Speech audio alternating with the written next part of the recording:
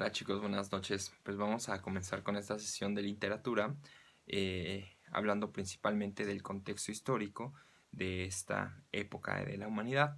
Hay que entender que es una época bastante prolongada que dura del siglo V al siglo XV, son 1000 años de Edad Media, y pues tuve que dividirla por algunos hechos importantes, ¿no? De los cuales vamos a platicar en esta sesión. Pues entender principalmente que el punto de partida es la caída del Imperio Romano, gracias a los malos entendidos pues, y disipaciones que hubo entre gobernantes que abarcaba todo el Imperio Romano, pues se fracturó, ¿no? También debido a algunas emancipaciones de algunas aldeas o algunos países pequeños que ya no querían corresponder o estar anexados al Imperio Romano. Ya para el siglo VI aparece la figura del emperador Justino I o Justino el Grande, quien bajo el lema Renovatio Imperii Romanum, que significa renovación del Imperio Romano, ¿no? Trajo de vuelta a la resurrección de este imperio, ¿no? Y su grandeza, que tuvo una extensión más amplia, ¿no? Abarcó desde la península ibérica a lo que es Constantinopla. Pues aquí como tal encontramos ya la primera manifestación del Islam, ¿no? Tenemos ya la figura de Mahoma como un mesías dentro de la cultura árabe. Pero no es hasta el siglo VI, del siglo VI al VIII, cuando Arabia cierra ya todas sus puertas y no le permite el ingreso al cristianismo para el Islam, ¿no? Curiosamente, aquí surge el siglo de oro de la cultura árabe, ¿no? Ya hablaremos de ello más adelante. No en esta sesión, ¿no? En otra, cuando veamos literatura árabe.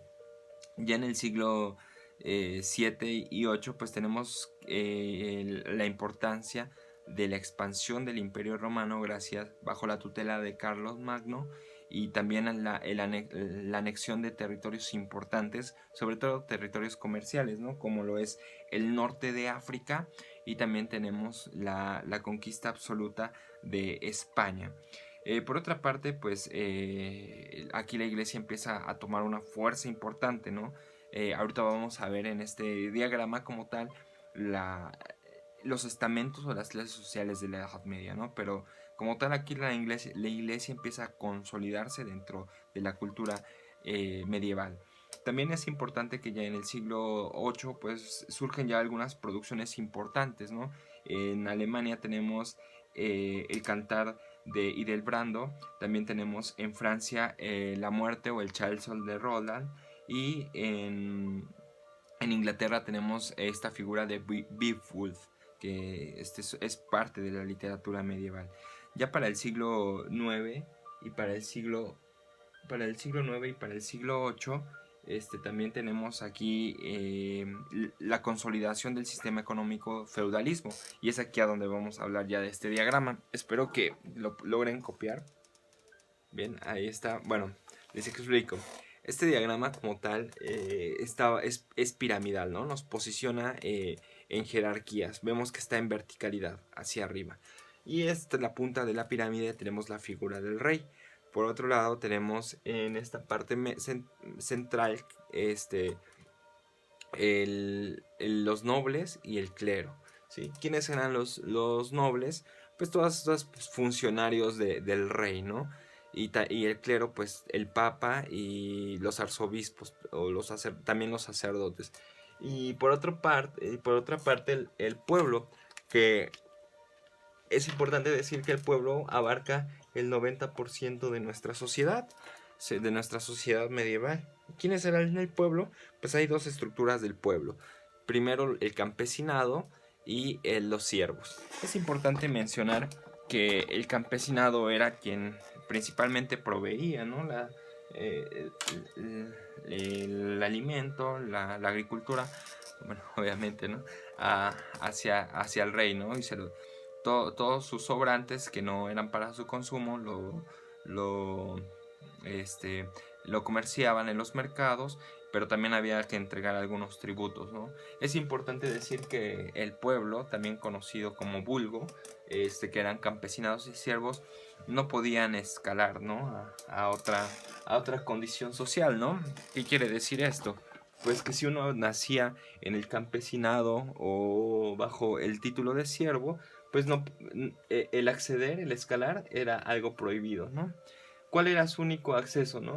Pues el campesinado y el siervo a su muerte tenía como tal el honor más grande, ¿no? Que era pensar en el paraíso cristiano. Bien, entonces, pues a partir de ahí nos damos cuenta que pues haber nacido en esa época en el pueblo era complicadísimo, ¿no? Bien, ya para el siglo bueno, esto está ocurriendo en el siglo IX y en el siglo X, ¿no? La consolidación del feudalismo. Ya para el siglo XI tenemos la iniciación de las cruzadas, ¿no? Les comentaba que en el siglo VIII Arabia ya había consolidado una religión distinta, ¿no? Que es el Islam bajo la figura de Mahoma. Y pues entonces, ¿qué ocurre, no? Arabia cierra las puertas y no le permite el acceso al pensamiento cristiano. Pues esto provoca como tal las cruzadas, ¿no? Las cruzadas tienen razones importantes. La primera razón, pues, de hacer las cruzadas es que se prohibieron como tal, y esta es una razón importante, ¿no? Los árabes prohibieron el peregrinaje a Tierra Santa, ¿no? Jerusalén. Entonces, como tal, al cerrar la puerta del cristianismo a las tierras del Islam, pues empieza como tal esta confrontación de pensamiento, ¿no? También lucha de voluntad.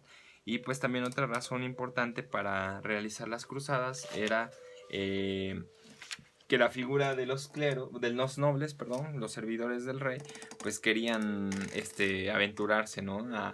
A esta idea de las cruzadas, de la aventura, ansiaban este honor, ¿no? El honor máximo de ser, de tener un cierto reconocimiento como tal por parte del rey. Entonces, pues como tal aquí ya vemos esta idea, ¿no? Que a lo mejor de la Edad Media se tiene, ¿no? Del caballero, las expediciones, la aventura, etcétera. Pues como tal, en el siglo XII vemos una fuerte importancia ya del Imperio Romano, pero ahora consolidándose como tal la iglesia, ¿no? Y se rebustece la monarquía solamente pues en dos países importantes, Francia, Inglaterra, y esto como tal va a traer conflictos más adelante, ¿no? Ya aquí en el siglo XII tenemos en literatura la producción del Cantar de los Nibelungos en Alemania. Y una de las obras más importantes de la cual vamos a trabajar, que es de procedencia anónima y se fructúa en España, que es el Cantar de Mioncid o de Rodrigo Díaz de Vivar. Para el siglo XIII como tal, vemos que la iglesia, bueno, ya en el siglo anterior se había consolidado, toma fuerza, incluso ya en este siglo España nombra como tal, hay una aprobación como tal de la figura del Papa, se inventa la figura del Papa, y también es importante mencionar que se aprueba también la Inquisición, ¿no? La Inquisición por los reyes católicos, ¿no? Pero bajo el mandato del Papa Sixto IV. Entonces, la Inquisición como tal tenía como objetivo castigar a los herejes, ¿no?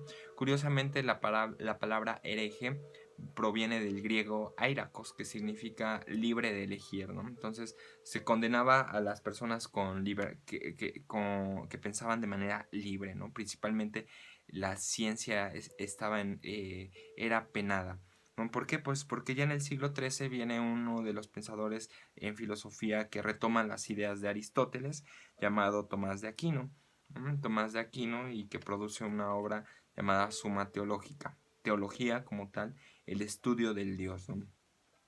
En España siguen apareciendo producciones importantes, también ya de tintes del mester de clerecia, ¿no? Propiamente encontramos la figura de Gonzalo de Berceo, que produce los milagros de Nuestra Señora. Entonces Gonzalo de Berceo como tal es una figura importante dentro de la literatura, ¿no? Que vamos a estudiar más adelante. Pues ya para el siglo XIV, todo esto del siglo V al siglo XIII se habla de la Alta Edad Media. Ya para el siglo XIII hablamos de la Baja Edad Media. Pues, ¿qué ocurre aquí? Pues España como tal tiene una extensión territorial muy amplia, ¿no? Sobre todo el Reino de Castilla, cosa importante porque en nuestra siguiente clase vamos a estudiar el origen de nuestra lengua, ¿no? Entonces es importante esta expansión. Aquí como tal empieza la guerra. Recuerdan que hablaba de que Francia e Inglaterra habían ganado una fuerza, se habían consolidado como fuerzas monárquicas.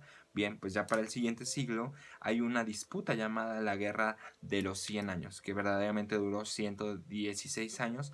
Y esta guerra es importante para disponer las riquezas de los reyes ingleses, ¿no? Bien, también en el siglo XIV encontramos la figura de Juana de Arco, ¿no?